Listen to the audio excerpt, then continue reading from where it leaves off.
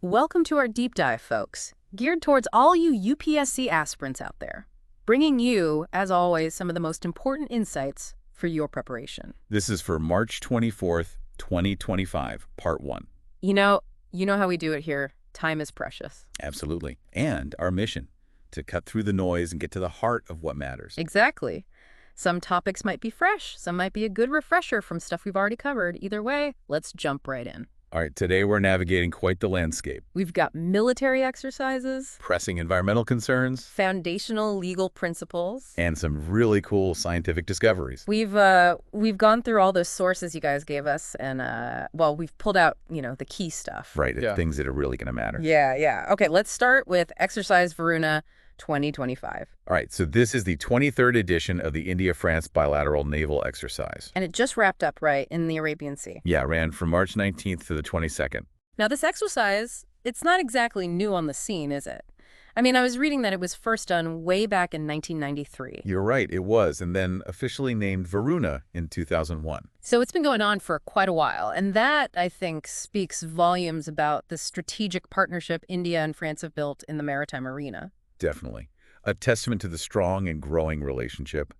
And this time around, in 2025, they really went all out. High-intensity drills, subsurface, surface, and aerial.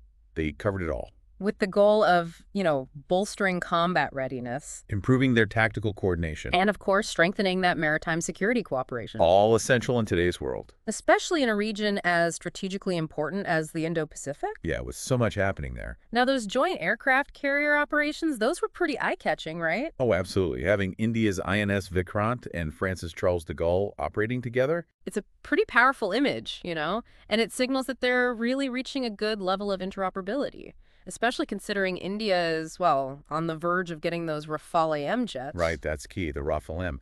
Seeing them in action during Varuna, that's a goldmine of insights for the Indian Navy. And, it sort of hints at a future where they can actually project power together in the Indo-Pacific. It's interesting, right, how observing these exercises can almost be like a preview of future collaborations. And speaking of collaborations, what about those advanced air combat exercises? Those are vital. Having the Rafale M and the Indian MiG-29K fighter jets going head-to-head. Dogfighting, refining tactics. It's more than just a show, right? It's about learning from each other, pushing each other to be better, building that trust and understanding that you need in high-pressure situations. Right. And then you have the ASW exercises, the anti-submarine warfare. Oh, that's some serious stuff. Using the Scorpion-class submarines as the aggressors. Yeah, having them play the enemy. And then the French and Indian frigates, they had to defend those high-value assets, like the Jacques Chevalier, the French oiler. It's a real test of their underwater domain awareness. Can they detect and counter those submarine threats? I mean, with submarine activity increasing in the Indian Ocean, robust ASW capabilities are more important than ever. No doubt. It's a crucial aspect of modern naval warfare. It really highlights how warfare is constantly evolving. Constantly. Adapting to new technologies, new strategies. And it wasn't all just about combat, was it? There were those synchronized engagements and maneuvers on the surface as well. Right. And let's not forget those maritime patrol aircraft. They're playing a crucial role in maintaining that big picture awareness across the entire fleet. Absolutely. And then there's the logistics side of things, which often gets overlooked. Like the replenishment at sea exercises. Those are essential. You can't have a powerful Navy if you can't keep it supplied. Yeah, sustaining operations over long distances, that's a logistical challenge for sure. It is. And, it's important to remember that Exercise Varuna is just one piece of the puzzle when it comes to India and France's defense cooperation. Right. They've also got Fringex for the armies. And Garuda for their air forces. It's a pretty comprehensive and ever-deepening relationship. So for our UPSC folks out there, think about this. How does this exercise and this partnership with France in general, how does it factor into India's strategic position in the Indo-Pacific? What's unique about it compared to our collaborations with other countries? That's a great question to consider. Okay, let's move on to something a little different. The UN's World Water Development Report for 2025. It was just released on World Water Day. March 22nd. And this year's theme, mountains and glaciers, water towers. The report, it paints a rather stark picture, doesn't it? It does. A warning, really. Retreating glaciers. Putting the food and water supply of, get this, 2 billion people at risk. It's a global issue, impacting countless lives. And it all comes down to this warming trend, right? Exactly. All mountain ranges all around the world, they've been warming since the early 20th century. And that, of course, has consequences. More precipitation falls as rain instead of snow. Leading to those thinner, faster melting snowpacks. And then you have this concept of peak water. So the report says peak water has already been passed in some regions, like the tropical Andes, Western Canada, the Swiss Alps. Yeah. It means those areas, they might already be seeing a decline in their water resources. And the rate of glacier loss, it's alarming. I mean, Colombia, for instance, has lost a staggering 90% of its glacial area since the mid-19th century. 90%, that's hard to even fathom. And projections show it could get much worse. A warming of 1.5 to 4 degrees Celsius could mean glaciers losing between 26 and 41% of their mass by 2100. That's not that far off. And it's not just about less water for drinking and agriculture. It also puts immense pressure on ecosystems, increases the risk of those glacial lake outburst floods. Those can be devastating. Right. And the report says 2/3 of irrigated agriculture globally could be affected by these changes. 2/3. That's huge. Now, for India, with the Himalayas being the source of so many major rivers, you have to wonder, what are the long-term implications? When might we reach our own peak water in the Himalayas? And what will that mean for our society? What does the research say? These are crucial questions, especially for those preparing for the UPSC. Okay, let's shift gears again. Biodiversity. We've got a rather fascinating discovery. A dog-faced water snake, Cerberus rynchops. And they found it in northeast India. Which is, well, quite a ways from its usual coastal haunts. It is. These snakes, they're rear-fanged, mildly venomous, semi-aquatic. They're usually found in mangroves, mudflats, estuaries. Southeast Asia, northern Australia, those are their usual stomping grounds. Right. And in India, they've been recorded along the coasts. Gujarat, Maharashtra, Kerala, places like that. So finding it in northeast India, that raises some eyebrows. Has its range expanded? If so, why? Is it climate change? Habitat loss elsewhere? Maybe even shifts in prey availability? Scientists are looking into it. Interesting. And these snakes, they have some cool adaptations, don't they? Oh yeah, they're well suited to their watery life. They spend most of their time in the water. They even have salt glands to help them survive in those marine environments. They excrete the excess salt. Pretty neat, huh? Yeah, pretty neat. And they're ambush predators. They lie in wait in the shallows. Waiting for some unsuspecting fish or crustaceans to swim by. And that wide head, that snout, that's what gives them that dog-faced look. They can grow to be a meter long, usually have those dark brown stripes with a white belly. So even with this potential range expansion, they're still listed as least concern on the IUCN Red List. For now, yeah. But it's definitely something to keep an eye on. This expansion, it raises questions about the impact on the ecosystems in northeast India. Could this snake outcompete native species? Or is its presence telling us something about the changing environment there? It's like a little ecological puzzle. Exactly. More research is needed to really understand what's going on. Okay, sticking with biodiversity, we have another interesting find. A new species of freshwater algae. It's been named Schaethia rosamaliensis. And they found it in Rosamala, in Kerala's Kollam district, right in the Western Ghats. And get this, Schaethia species, they're considered quite rare in India. They are. The only other species they've documented here was up in the Himalayas. So finding this new one only in the southern Western Ghats, that's a pretty big deal. It suggests this species has carved out a very specific ecological niche. It does. And, there are other Schaethia species out there, as Sasamica, S. indopolensis, S. dispersa, but they have much broader distributions. This one seems to be unique to this region. For those who might not be super familiar with algae, can you give us a quick rundown? Sure. Algae, they're a diverse bunch. You've got everything from tiny single-celled organisms to much larger multicellular forms. They're photosynthetic, meaning they make their own food using sunlight, and they're absolutely vital in aquatic ecosystems. The base of the food web. Exactly. And this new discovery, this Schaethia rosamaliensis, it adds to our understanding of the incredible biodiversity of the Western Ghats. Which is already considered a biodiversity hotspot. It is. A treasure trove of life. And this discovery, it can help us better understand the ecological conditions in this specific area. Maybe even have implications for monitoring water quality and the health of the entire ecosystem. All right, let's switch gears again to the legal realm this time. We're talking about the Doctrine of Precedent. The Kerala High Court just reaffirmed that tax assessment orders that ignore binding precedents, those set by higher courts, Well, they're just not going to fly. They're violating this core doctrine. Yeah, it's a cornerstone of our judicial system, isn't it? This doctrine of precedent, also known as stare decisis. Yep. And it basically means that courts, they have to follow the principles established in previous rulings, Yeah. especially when dealing with cases that are pretty much the same. It ensures consistency, Yeah. predictability, stability. Exactly. And lower courts, they're bound by the decisions of higher courts. And of course, everyone in India is bound by what the Supreme Court says. Article 141 of the Constitution. That's the one. Now, within any judgment, there are two key parts we need to understand when we're talking about precedent. Ratio decidendi and obiter dicta. Can you break those down for us? Sure. So ratio decidendi, that's the core legal reasoning behind the court's decision. That's the binding part. The stuff lower courts absolutely have to follow in similar cases. Then you have obiter dicta. Those are more like remarks, observations made by the court. Things that aren't strictly necessary for the actual decision. Right. And they can be persuasive, they can be influential, but they're not legally binding. Got it. And there's that case, the State of Orissa v. Mamata Patnaik from 1978. It really emphasized how important it is to stick to the ratio decidendi of precedent. It did. It's all about ensuring that the law is applied consistently. So for our future civil servants out there, this doctrine of precedent, it's not just some abstract legal concept. No, it's essential. Understanding it is crucial for interpreting laws, for navigating the complexities of the legal system. How would you say it contributes to the rule of law and legal certainty in India? Well, it's fundamental to the rule of law because it promotes fairness, predictability. When courts follow precedent, it means similar cases are treated similarly. It doesn't matter who the judge is or if opinions have changed over time. This means individuals, businesses, everyone, they can understand their legal rights and obligations. It creates a stable, predictable legal environment. Okay, let's shift our focus. We're going to talk about the Hemavathi River now.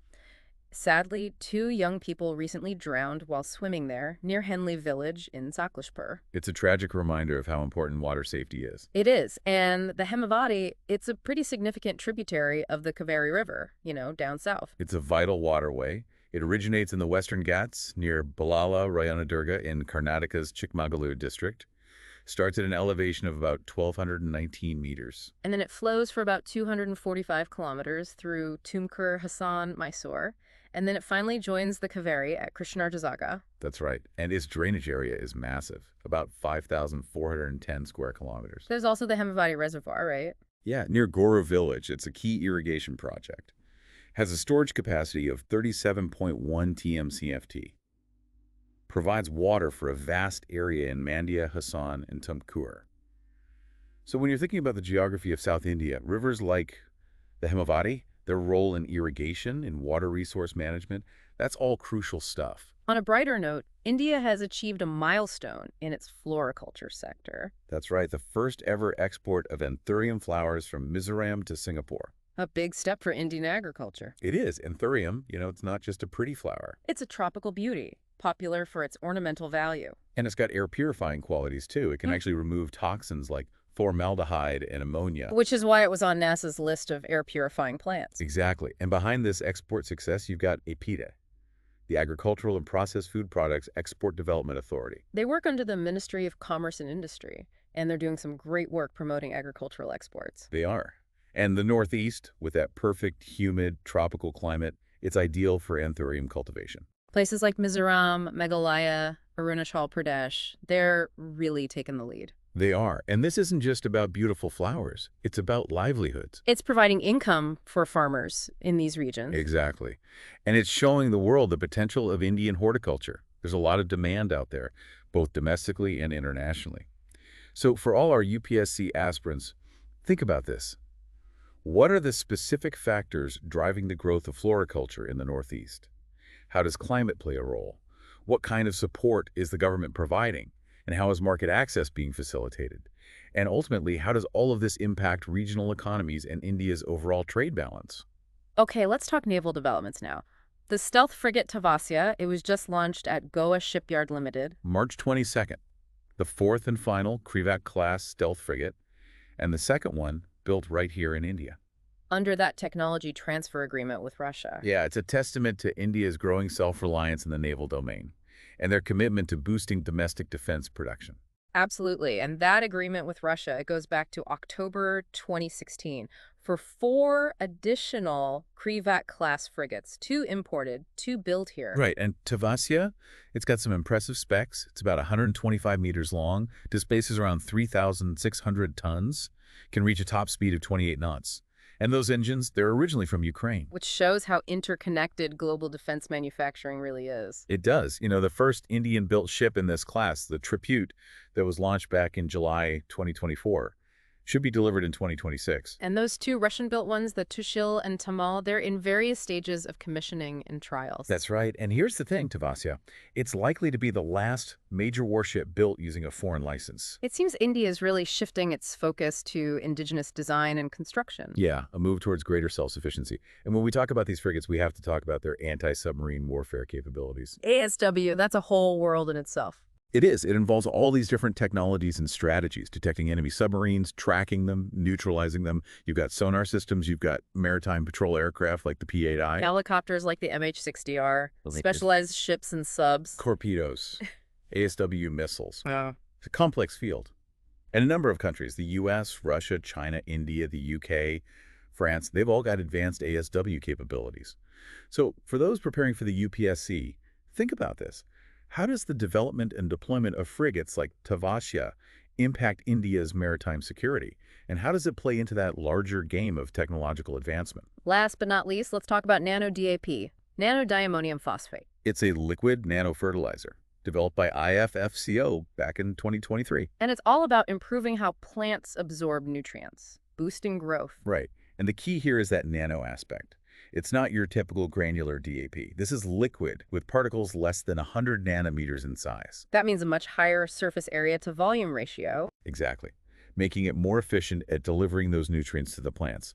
Now, it does have a lower percentage of nitrogen and phosphorus compared to the traditional stuff. But because it's so efficient, you can apply it differently, through foliar sprays or seed treatments. Right, so you're not just dumping it into the soil. It's more targeted. More environmentally friendly, too. Less runoff, less pollution. And on top of that, it's cost-effective.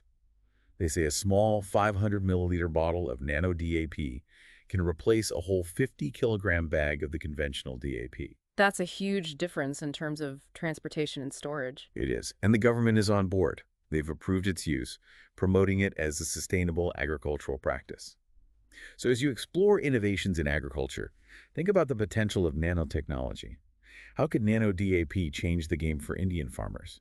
Could it lead to better yields, a smaller environmental footprint, and cost savings? These are the kind of questions that can really make you stand out in the UPSC exam. Okay, final topic for today's deep dive. The Chief Justice of India, the CJI. Recently, the CJI formed a committee to look into allegations against a judge in the Delhi High Court. It really highlights the internal checks and balances within the judiciary. It does, and it brings up the whole question of, well, what does it take to be the CJI? How are they appointed? What do they do? And how can they be removed? These are fundamental things to understand about our judicial system. So, to be eligible, you have to be a citizen of India, and you need to have served as a High Court judge for at least 5 years, or as an advocate for at least 10. Or be a distinguished jurist in the eyes of the president. Right. And the appointment process, it's laid out in Article 124(2) of the Constitution. And clarified further by the Supreme Court in the second judge's case back in 1993. So the president makes the appointment based on seniority. The outgoing CJI recommends their successor, and that recommendation goes through the government. It's a multi-step process. And the CJI, they wear many hats. They're the master of the roster. They decide which judges sit on which benches, allocate cases. They head the collegium system, which handles appointments and transfers of judges in the Supreme Court and the High Courts. And administratively, they oversee the entire functioning of the Supreme Court. It's a position of immense responsibility. And while they are the leader, the CJI is still considered first among equals among the Supreme Court judges. Now, how can a CJI be removed from office? It's a pretty serious process. It requires an address by both houses of Parliament. And that address needs to be supported by a special majority. A majority of the total membership of each house and a majority of not less than 2/3 of the members present and voting. So it's a high bar. It is. And the grounds for removal are pretty specific, too.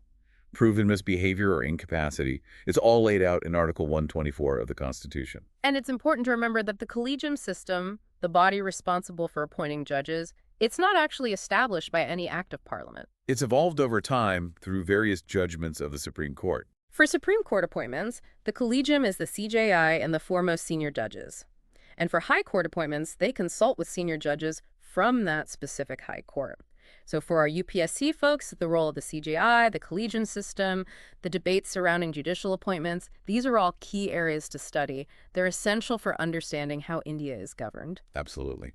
Well, that's a wrap for our deep dive for March 24th, 2025. Part 1. We've covered a lot of ground today. International naval cooperation, the very real threat of glacial melt, some fascinating biodiversity discoveries, a fundamental legal principle, the geography of a vital river. India's growing success in the global floriculture market, advancements in naval capabilities, innovations in fertilizer technology, and of course the all-important role of the Chief Justice of India. We hope you found it informative and that it's given you some food for thought as you continue your UPSC preparation. Absolutely. Out of all the topics we discussed, what really stood out for you? What other questions do you have? How do you see these events shaping India's future on the global stage? We'd love to hear your thoughts. And if you found this deep dive valuable, don't forget to like and subscribe for more focused analyses to help you ace that UPSC exam.